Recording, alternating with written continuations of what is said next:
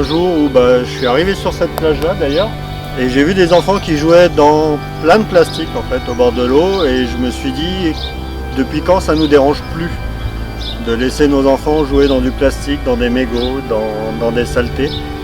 Et du coup j'ai décidé de m'impliquer d'abord avec mes enfants, puis après via l'association qu'on a créée avec des amis dans le ramassage de déchets, que ce soit sur les plages ou partout dans le Chablais.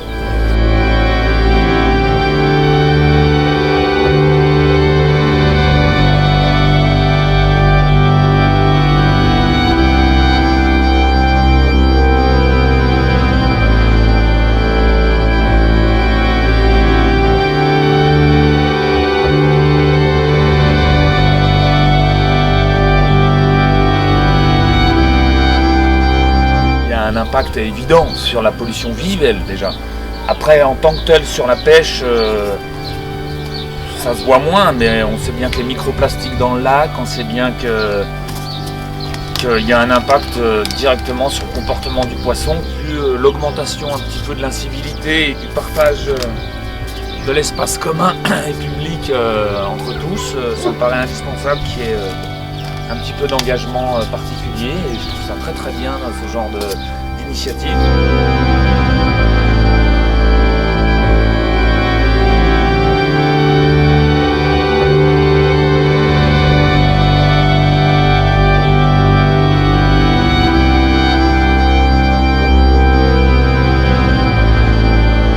Même si on sait que ça ne changera pas forcément le comportement des gens, mais au moins à mon niveau, je sais que j'ai fait quelque chose, j'œuvre pour ça. La collecte est bonne, c'est beaucoup de micro-déchets. Donc il faut dégrossir au maximum, mais oui, malheureusement, la collecte est bonne.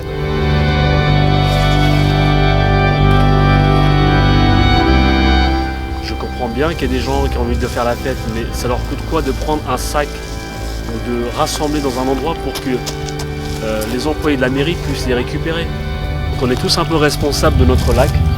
On a énormément de chance de vivre dans une belle région et d'habiter dans une belle ville. Moi je suis de Thonon-les-Bains, et j'adore ma ville. Et ce qui est dommage, c'est d'avoir autant de mégots de cigarettes et de canettes de bière et des bouteilles de bière dans notre lac. Je trouve ça inadmissible.